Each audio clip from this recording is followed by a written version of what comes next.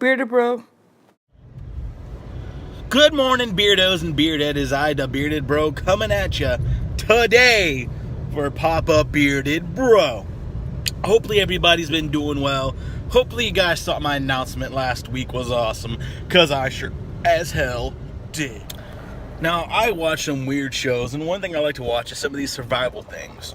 And one situation I always hear about is people take these long-distance trips, and shit happens, and then they don't have things they need.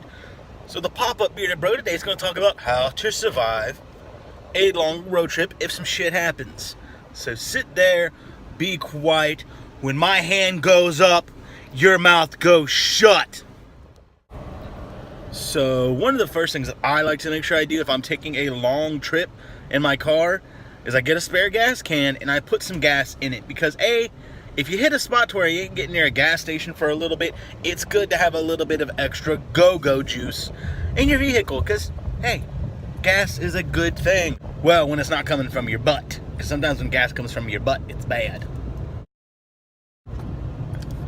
Another thing to make sure you got, have some snacks on hand, you know. Keep some waters, some crackers, some chips, some things, you know, jerky, things that maybe doesn't need to be refrigerated, but if something happens and you're stuck for a little bit, you got something to put yummies in your tummies, because we got to eat and drink. So I usually say, you know, I bring a couple bottles of water and some snacks that if something happens, I got something to munch on. Step into it, Slim Jim! Another important thing to have. Listen, guys, we depend too much on our GPSs and stuff like that. Those bad boys go out. Keep a map in your car. Learn to read it. Ask an older relative. Learn. Look on YouTube. Because having a map could definitely save you booty if you're lost and GPS ain't working.